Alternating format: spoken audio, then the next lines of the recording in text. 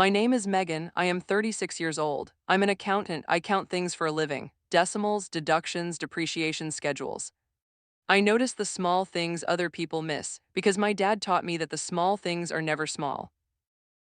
I'm the older child, my brother Ethan is 4 years younger. He moved to Phoenix for work 12 years ago and never really came back, not for Christmas, not for dad's cardiac scare, he sent cards.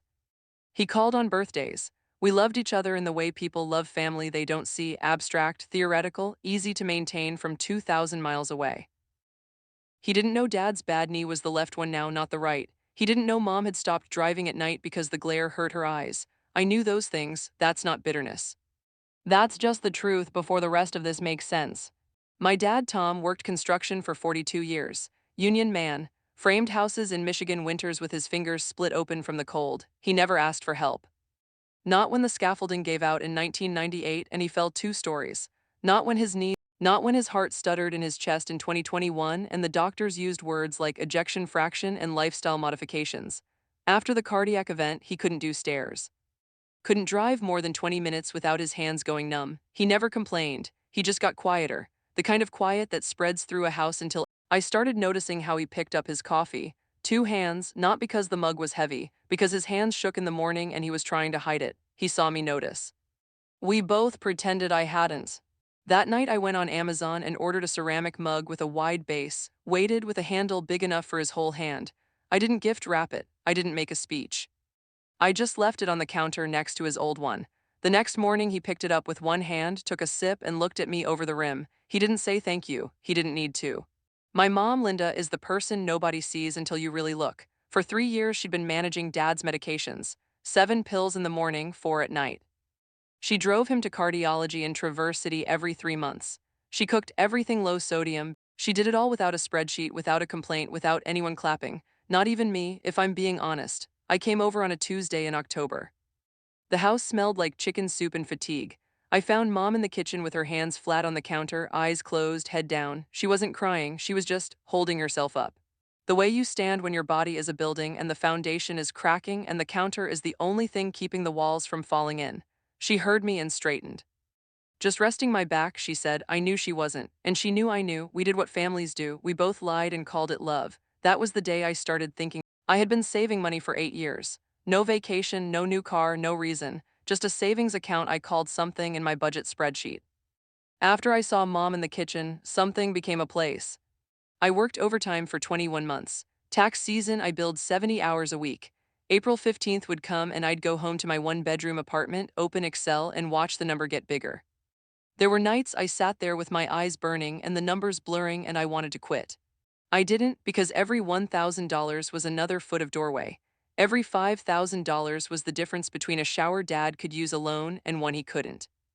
Every dollar was a choice my dad might get to make without asking permission from his own body. I found 3.2 acres in Leelanau County, northern Michigan, a small lake called Lost Lake which felt appropriate. The town had one blinking light, a diner that served cherry pie, and a hardware store where the owner knew your name by your second visit. I bought it in cash. I hired a contractor named Paul who had built his own mother's house after her stroke. When we sat down with the blueprints, I told him what I needed. Doorways need to be 36 inches minimum, I said. Standard is 32, I want 36. Wheelchair turning radius in every room. I said the word wheelchair out loud and my throat closed, because saying it made it real. Because the man who taught me to ride a bike by running alongside me with his hand on the small of my back might need a machine to move. Paul didn't flinch, he just wrote it down. Got it. Ada compliant but warmer. No steps, I continued. Not at the front door, not between the living room and kitchen, not to the porch. 0 threshold. I want him to walk from his bed to the coffee maker without lifting his foot higher than an inch.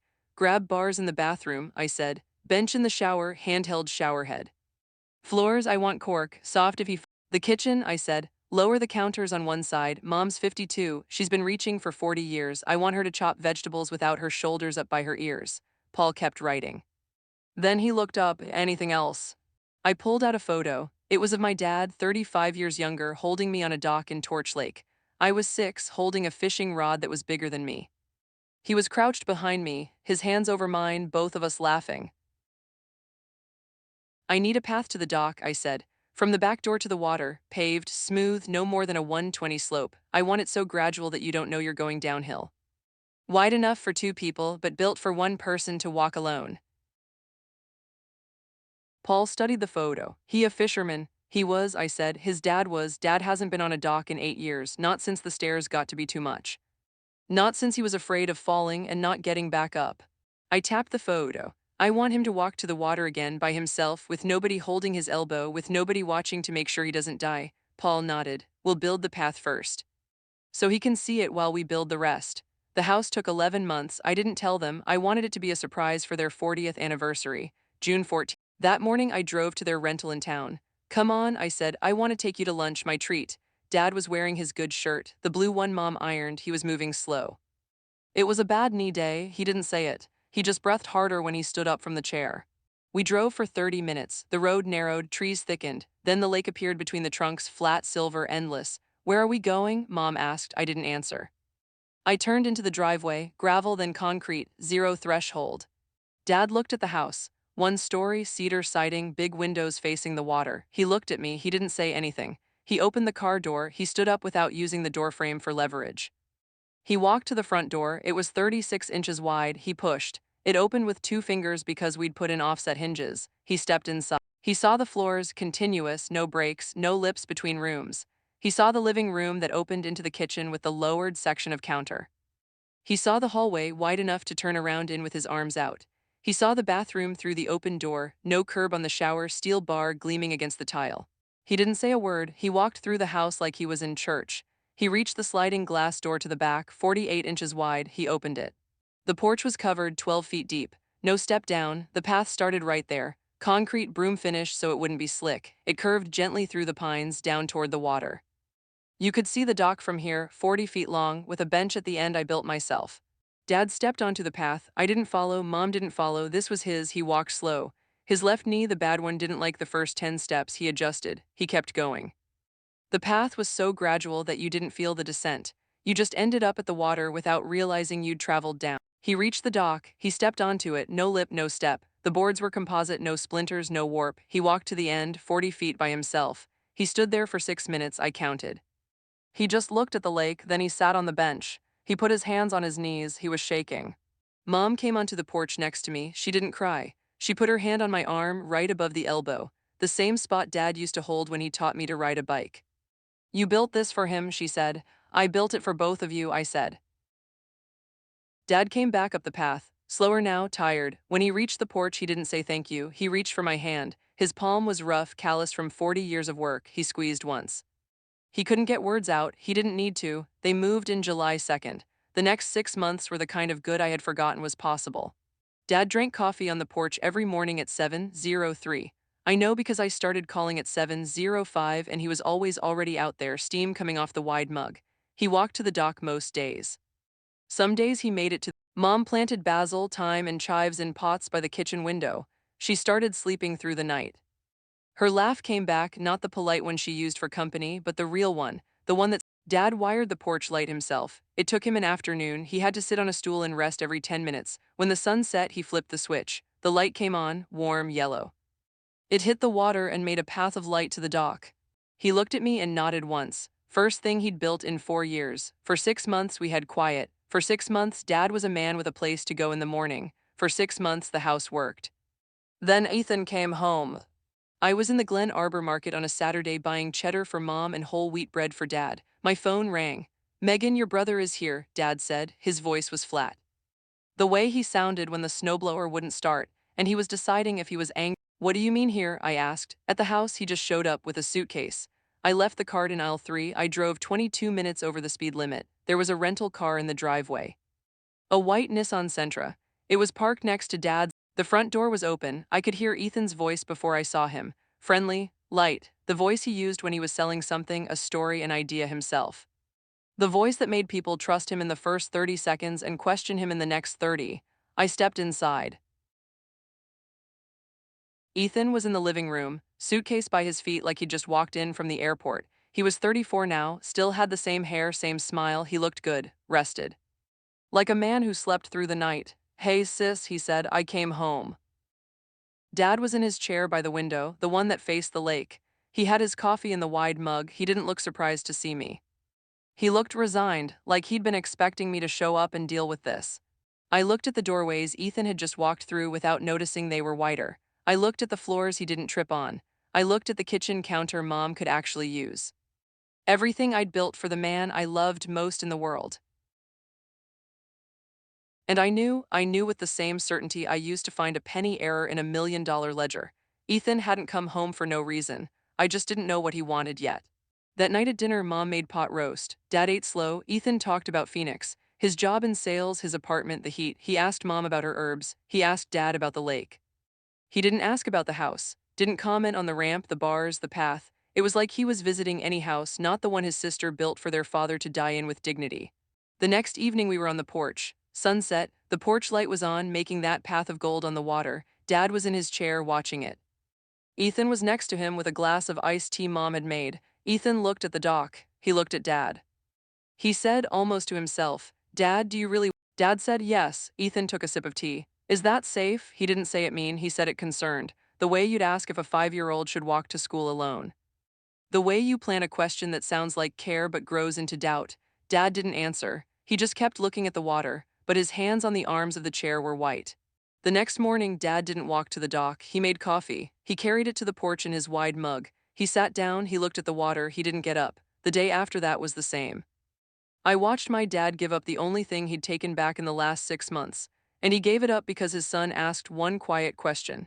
I came over every morning that week. I made eggs, I sat with Mom while she watered the herbs, I watched Dad not walk. I didn't say, "You should go." I didn't say, "It's safe," because the whole point of the house was that he could decide for himself. If I started managing his decisions, I was no better than the disease. If I pushed, I would prove Ethan's question had weight. On the fourth morning, Dad turned to me. He didn't look at the lake, he looked at me. "Megan," he said, "am I a project to you? Are you taking care of me or are you managing me?" He didn't say it cruel, he said it afraid. The way you ask a question when you're terrified the answer will confirm what. I sat down across from him. I put my coffee on the table between us. I took a breath. "Dad," I said, "if I were managing you, there would be railings on that path. There would be a nurse here at 8 a.m. There would be a chairlift on the porch and an alarm on your wrist. There would be a chair on the end of the dock so you'd never have to stand." I pointed at the house. "I built wide doorways so you could walk through them on your own. I built that path so you could walk to the water on your own. I didn't build this house to take care of you. I built it so you could still take care of yourself." He looked at me for a long time. His eyes were blue, same as mine, same as Ethan's. They were wet, but something in his face changed. The thing that had been closed since Ethan asked that question, it opened a crack. He sat there for another 10 minutes. He finished his coffee. He set the wide mug down on the table. He stood up. Slow. He went into the bedroom. He came back wearing his New Balance sneakers, the ones with the Velcro because laces were hard now. He walked past me. He didn't say where he was going. He didn't have to. He went across the porch. He stepped onto the path. I stayed at the door. I put my hand on the frame. I didn't move. This was not my walk to take. He was slow. He put his left foot down carefully, testing it, then the right, then the left again. It took him 4 minutes to get to the dock. It used to take 2. He stepped onto the dock. He walked to the end, 40 feet. He sat on the bench. His hands were shaking from the effort, but he held the mug with one hand, the wide mug. He took a sip. He turned his face toward the sun and closed his eyes. I stood on the porch and my throat burned, but I didn't cry. Not yet. This moment was his. Mom came up beside me. She put her hand on my arm, same spot as before. After a minute, she said, "Your dad went to the dock today." "I know," I said, "because of you," she said. "No, Mom," I said, "because of him, I just made the door wide enough." She smiled. A real one, first one I'd seen since Ethan got here. Dad walked to the dock every morning for the next week. Ethan watched from the porch. He didn't comment, he didn't follow, he just watched. Then one morning, Dad put his shoes on and Ethan stood up too. "Let me come with you," he said, warm, helpful, the voice of a good son. Dad didn't know how to say no. Dad never knew how to say no to his kids. Ethan held his elbow the whole way down, not because Dad was falling, because Ethan was holding him. By the time they reached the bench, Dad wasn't walking, he was being escorted. He sat down, he looked at the water, but his face was different. It was the face of a man whose dock had stopped being his, the face of a man who had been turned into a passenger in his own life. He didn't walk to the dock alone again while Ethan was in the house.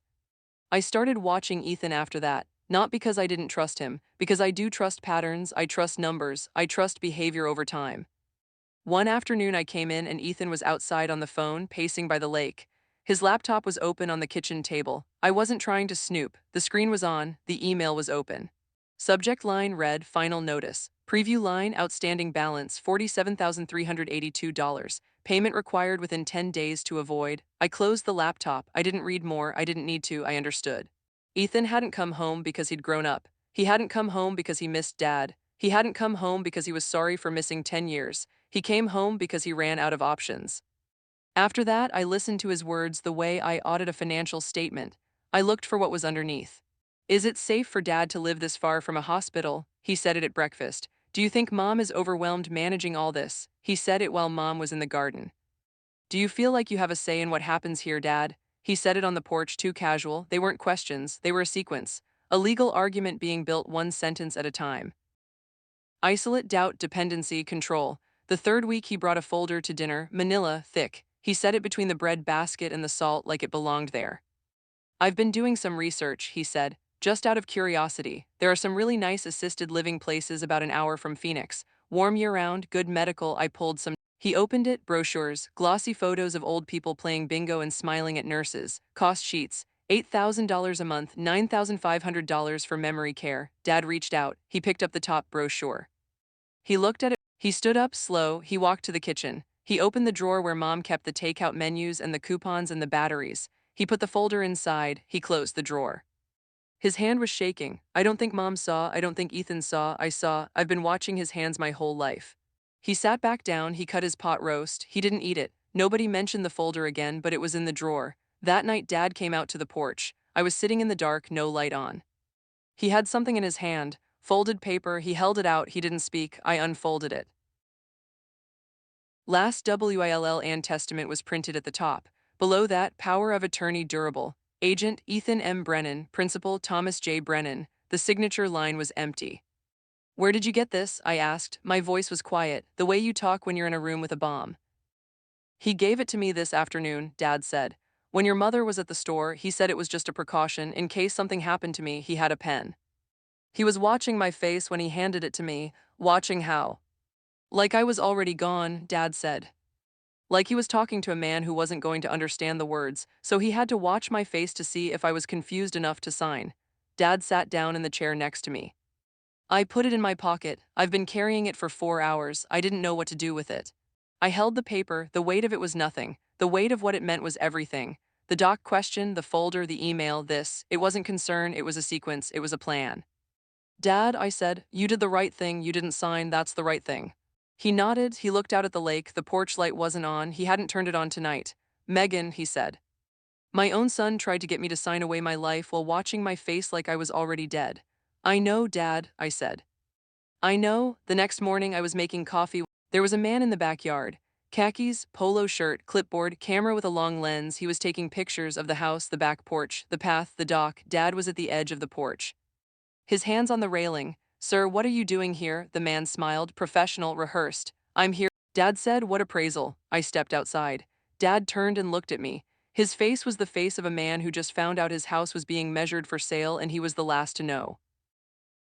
I walked down the steps. Who hired you? I asked the man. Ethan Brennan, he said. He called 2 days ago, said he was the owner's son and needed a market analysis for estate planning purposes.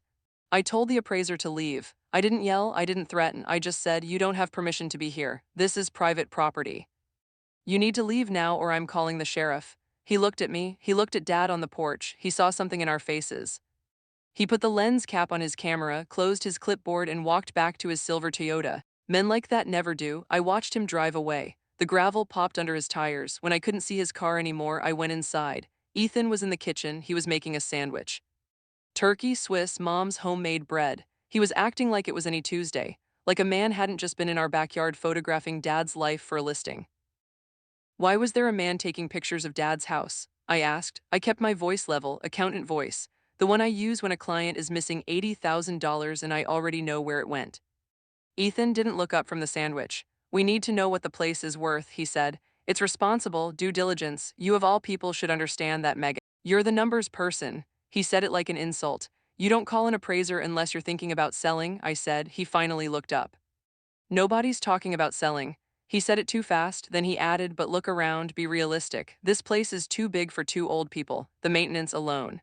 The dock is dangerous, the lake is isolated. What if dad falls? What if mom can't get him to a hospital in time? It would be more responsible to find them something smaller, closer to family.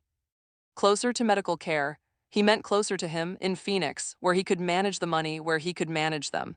This house is the only place Dad can walk through a doorway without turning sideways, I said. My voice was still calm. It's the only place he can shower without being afraid of falling. It's the only place he can walk to a dock under his own power. It's the only place Mom can cook without her back screaming at her.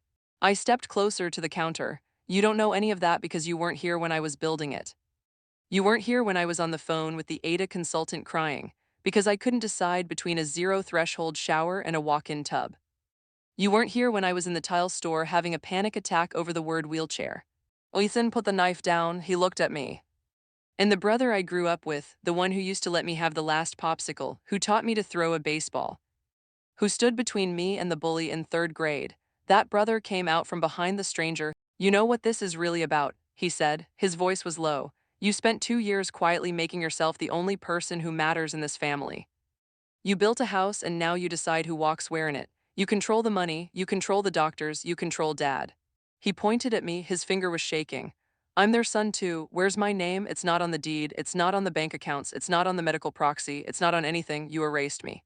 Your name's not on anything because you weren't here, I said. I was still calm. That scared him more than if I'd screamed.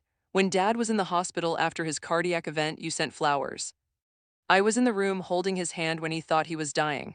When Mom called me at 2 a.m. because she couldn't lift him off the bathroom floor, you were in Phoenix. I was the one who drove 40 minutes in a snowstorm. I took a breath. You don't get to spend 10 years away and walk in for 3 weeks and demand a name on the deed. That's not how family works. That's not how love works. His face changed, the mask slipped, the helpful son, the concerned brother gone. What was left was a 34-year-old man drowning in debt and shame. I needed help, he said.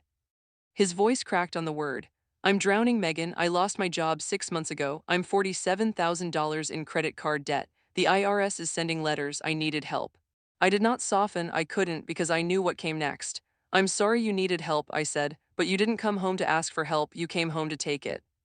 You didn't say, Megan, I'm scared. Can you help me? You said, is the doc safe? You didn't say, Dad, I'm in trouble. You handed him a power of attorney and I reached into my pocket. I pulled out the folded paper Dad had given me last night. I held it up between us. The paper shook in my hand. This is what taking looks like, I said.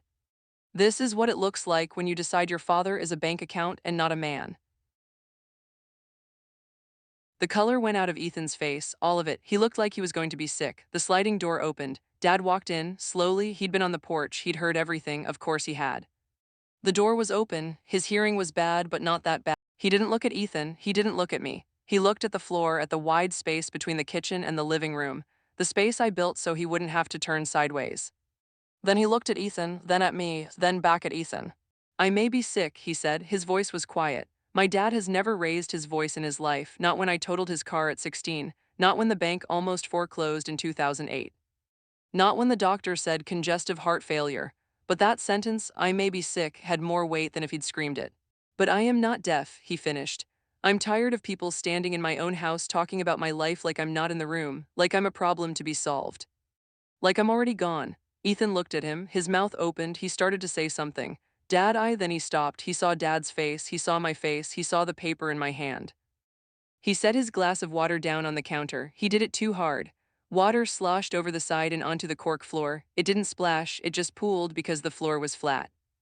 Because I'd built it that way, he walked past me, he didn't touch me. He went to the front room, he picked up his suitcase. The same one he'd walked in. That should have told me everything. He walked back through the kitchen. He didn't look at Mom, who was standing in the doorway to the hall. Her hand was over her mouth. He got to the front door. He stopped, his hand was on the knob. He turned around, he looked at me. The brother from Phoenix was gone. The scared man in debt was gone. What was left was something harder, something older. This is not over, he said. Then he walked out. The door closed behind him. It didn't slam, it just closed. The porch light was up. Dad was still standing in the kitchen. His hand was resting on the counter for balance. The same way Mom had done that day in October. The same way I did when I was too tired to stand. Mom was in the doorway, her hand was still over her mouth. I was holding the power of attorney. My hands were shaking. Ethan left. But the damage stayed. Dad didn't walk to the dock the day Ethan drove away. He sat on the porch with his coffee in the wide mug. He looked at the water, but it was different now. He looked at it like it belonged to someone else, like he was a visitor in his own life. He didn't walk the next day either, or the next. I came over every morning that week. 7:00 a.m. I made eggs, I made toast, I made coffee. I sat with Mom while she watered the herbs. They were wilting. She'd forgotten them for 3 weeks. I watched Dad not walk to the dock. I didn't say, "You should go." I didn't say, "He's gone now, it's safe," because the whole point of the house had been that he could decide for himself. If I started telling him to walk, if I started managing his recovery, I would prove Ethan right.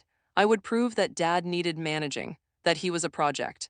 On the fourth morning, Dad was on the porch when I got there. He was already in his chair, coffee in the mug, looking at the lake. I sat down across from him. I didn't pour coffee, I didn't speak. I just sat. After 10 minutes, he turned to me. He didn't look at the lake, he looked at me, right in the eyes. "Megan," he said, "am I a project to you?" My chest hurt. "Are you taking care of me or are you managing me?" he asked. He didn't say it cruel, he didn't say it angry. He said it the way you ask a question when you're afraid the answer will break you. The way you ask, "Do you still love me?" after you've done something unforgivable. I put my coffee down, I leaned forward, I put my elbows on my knees. "Dad," I said, "if I were managing you, there would be railings on that path, shiny aluminum railings every 4 feet. There would be a sign that said, 'Caution, slope.'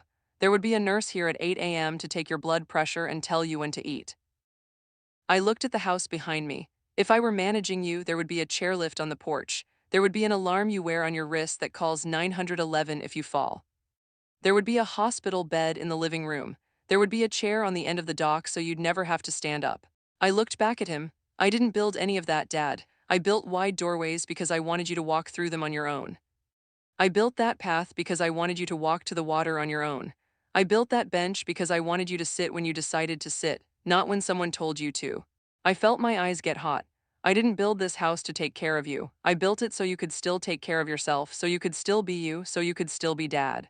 He looked at me for a long time. The sun was coming up over the trees. It hit his face. He was 68. He had the face of a man who'd worked outside for 40 years. Lines around his eyes, around his mouth.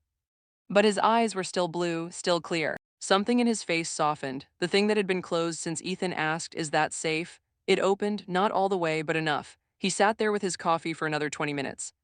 He didn't speak, I didn't speak. We just listened to the loons. Then he set the wide mug down on the table next to him. He stood up. Slow, he used the arms of the chair, his left knee cracked, he didn't wince. He went into the bedroom. He came back wearing his shoes, not the slippers he wore around the house, the New Balances with the Velcro. He looked at me on his way past the kitchen. He didn't say where he was going, he didn't have to. I followed him to the porch and stopped at the door. My hand was on the frame, he kept going, he walked across the porch. He stepped onto the path. Slow, careful, he didn't look back, he didn't ask me to come with him, he didn't ask me to watch. I watched anyway, from the porch, I did not move. This was not my walk to take. He put his left foot down, tested it, the bad knee, then his right, then left again. It was the same walk I'd watched for 6 months, but it was different now. Before, he walked like a man going somewhere. Now he walked like a man reclaiming somewhere. It took him 5 minutes and 12 seconds to get to the dock. I counted, not because I was timing him, because I needed something to do with my hands. He stepped onto the dock, the boards didn't creak. Composite, I'd paid extra for that. He walked to the end, 40 feet, every step his own. He sat down on the bench. His hands were shaking a little from the effort, from the adrenaline, from everything. But he was holding his cup with one hand, the wide mug. He took a sip. He turned his face toward the sun and closed his eyes. I stood on the porch and my eyes filled up, but I did not cry. Not yet. This moment was his. It belonged to him the way the house belonged to him, the way the dock belonged to him, the way his life belonged to him. My mom came up beside me. She didn't say anything at first. She just put her hand on my arm, the same way she had the day we first moved in, the same way she had when Dad walked. The first time, after a minute, she said, "Your dad went to the dock today." "I know," I said, my voice was thick. "Because of you," she said. I shook my head. "No, Mom, he went because of him. I just made the door wide enough." She smiled. It was a small smile, but it was real. The first real one I had seen on her face since Ethan arrived 3 weeks earlier. The kind of smile that starts in the eyes before it reaches the mouth. The next few days were quiet, not the heavy quiet from before, a different quiet, a healing quiet. My dad walked to the dock every morning, at 7:15 after his coffee. He did not need anyone to watch him do it. He did not need applause. He just needed to be the one who decided to go. Some mornings he sat for 10 minutes. He was deciding, that was the point. That had always been the point. Ethan called me about 3 weeks later. It was a Tuesday. I was at my desk doing quarterly taxes for a client. My phone buzzed. Phoenix area code. I almost didn't answer. My thumb hovered over. He didn't say much at first, just breathing. Then, hey. I said, hey. He said, how's dad? I looked out my office window at the parking lot. He's walking to the dock again. He was quiet for a long time. I could hear traffic in Phoenix behind him. I could hear his breath. Then he said, good. Just good, one word, but there was something underneath the word that had not been there in the kitchen the day he left. Not quite an apology, not yet, but leaning in that direction. Like a man who had finally stopped running long enough to see the damage behind. He said I should not have called the appraiser. I said, no, you should not have. He said, I told myself I was being responsible, that I was protecting them, that you were controlling them. I know what you told yourself, I said. He didn't argue, he didn't defend, that was new. Before he hung up, he said, tell dad I said hi. I said, okay. I did not promise I would, that was his to do, not mine. That night I sat in my own house alone, my apartment in Traverse City. It was quiet. I hadn't really stopped moving since Ethan arrived 3 weeks earlier. My body had been in fight mode, making eggs, making coffee, watching doors, watching hands, holding papers. I think my body had been holding something the whole time. A breath, a weight. I made tea, chamomile. I sat at my kitchen table, the same table where I'd done the spreadsheets for the house. I thought about my dad at the end of the dock. I thought about my mom on the porch with her hand on my arm. I thought about the question my dad had asked me, am I a project to you? And I cried for about 10 minutes. It was not loud crying. It was not sobbing. It was the kind that comes when you have been carrying something for too long and you finally get to put it down. The kind that shakes your shoulders but doesn't make noise because you learned a long time ago to be quiet. When it stopped, I washed my face. I went to bed. I slept for 9 hours. I hadn't slept that long in 2 years. The next morning I drove to the grocery store. I bought the sharp cheddar my mom liked. I bought the sourdough bread my dad liked. I bought a thermos and filled it with fresh coffee from the little shop downtown. I drove out to the lake. I did not call ahead, I just showed up. That is how dad and I had always done things. They were on the porch, dad in his chair, mom in hers. The porch light was off because it was morning. The lake was flat. I sat with them. We didn't talk about Ethan. We didn't talk about the power of attorney. We didn't talk about the appraiser. We talked about the loons. We talked about mom's basil. We talked about nothing. It was everything.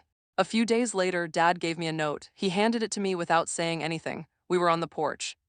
He reached into the pocket of his flannel shirt and pulled out a folded piece of yellow legal paper. His handwriting was harder to read than it used to be. The letters wobbled in places. His hands shook more now. I unfolded it. It said in his blocky carpenter's print, you did not control me, you saw me. I read it 3 times, the first time to understand the words, the second time to understand the meaning. The third time because I needed to memorize it. I folded it. I put it in my wallet behind my driver's license. It is still there, it will always be there. The porch light came on every night again. There had been one night during Ethan's visit when dad had not turned it on. I had noticed, I had not said anything. I had just noted it in my mental ledger, light off. 9:14 p.m., dad did not get up. The night after Ethan left, dad walked to the porch at sunset without being asked and turned the light back on himself. He flipped the switch. The warm yellow light hit the water. He stood there for a minute, his hand on the switch, looking at the path it made to the dock. It has been on every night since. About a month later, I got a call from a number I did not recognize. Leelanau County area code. It was an attorney, an older man named Mr. Henderson. He said he had grown up with my dad. Played Little League with him. He said dad had come into his office 3 weeks earlier and asked him to draw up a new will. He said he assumed you knew, Mr. Henderson said. He was calling because the paperwork was ready to be signed and he wanted to make sure dad had a ride to the office. He doesn't drive at night anymore. I sat down on my couch hard. My dad had not told me anything. He had quietly arranged the whole thing himself, the way he used to fix the roof of our old house when nobody was looking, finishing the job before anyone could offer to take over. Before anyone could tell him he couldn't do it anymore. I drove out to the lake that afternoon. I did not bring it up. I made coffee. I sat with dad on the porch. We watched a pontoon boat go by, slow. After a while, he looked at me and said, the attorney called you, didn't he? I said, yes. He said, good. He looked out at the lake. The house goes to you, he said. He said it without anger, the way a man says something he has thought about for a long time and has finished thinking about. The way a man states a fact. I started to say, Dad, you don't have to do that. Ethan is, he held up his hand, just a small lift of his fingers. It stopped me. I am not doing this out of anger, he said. I am not doing it to punish anyone. I am not doing it because you built the house. He turned his chair to face me fully. I am doing it because for a long time other people have been making choices about my life and I am the one who lives it. Doctors, your mother because she loves me, you because you love me. Ethan because he was scared. He took a breath, he said, I made this choice myself. It is the first one in a while that nobody else helped me make. My eyes were wet, I didn't wipe them. He reached out and put his hand on top of mine. His skin was paper thin, spotted, but his grip was still strong. Still a carpenter's hand. You built me a house, Megan, he said. You did not build it for a deed. You built it because you saw me, not the sick version, not the old version, me. And I am writing this down on paper because I know who actually saw me when I was starting to disappear. I cried then, quietly, for about a minute. He let me, he did not try to fix it. He did not pat my hand and say it's okay. He just kept his hand on mine and let me be a daughter who was overwhelmed by her father's love. That same evening, Mom and I were standing on the porch watching Dad at the dock. He was sitting on the bench, his wide mug next to him, watching the sun go down. The porch light was about to come on. She said something I will not forget as long as I live. She said, your brother got everything when he was little because he made noise. He cried loud, he asked loud, he demanded, you never made noise, so we stopped looking. She turned to me. Her eyes were wet. I have spent the last 2 weeks thinking about every birthday and every dinner and every car ride where I did not really see you because you seemed fine. She put her hand on my cheek, her hand was warm. You were not fine, you were quiet, there is a difference and I should have known it. I told her she did not have to say all of that. That it was okay, she said, yes, I do. The children who do not ask for things are usually the ones who already learn not to. I learned not to see you, I'm sorry. We stood there for a while watching Dad at the end of the dock. Neither of us said anything else. We didn't need to. I came over one evening a week later with grocery bags. Cheese for Mom, bread for Dad, a thermos of coffee. The three of us sat on the porch. The sun was going down behind the trees. The water was still like glass. A great blue heron landed at the edge of the dock, right near where Dad sits. It stood there with its long, thin legs in the shallow water, perfectly still, hunting. My dad pointed at it. He didn't turn his head, he just lifted his finger. He said, look. One word, that was all. We all watched the heron together. Nobody spoke for a long time. The porch light came on automatically and made its golden path across the water. The heron didn't move, Dad didn't move. Mom reached over and took my hand, the kind of quiet that does not need filling. I built my dad a house. I gave him wide doorways and 0 steps and a soft floor, but what I really gave him was not walls and a roof. I gave him the chance to feel like a man who still had a say in his own life. I gave him a path he could walk without permission. I gave him a dock he could sit on without an audience. And every time he walks to that dock, slow, shaky, but on his own 2 feet, I get to watch the man who taught me to hold a fishing rod, to swing a hammer, to notice the small things. Become himself again. He is not a project, he never was, he is my dad, and I saw him. If this story stayed with you, I want to hear from you. Tell me where you're watching from and what time it is there right now. I read every comment. If you believe, like I do, that seeing someone is the greatest act of love we can offer, please hit like, leave a comment below, and share this story with someone who needs to hear it. This is Justice Served Tales, where we tell the stories that remind us what family really means. Subscribe, and I will see you in the next one.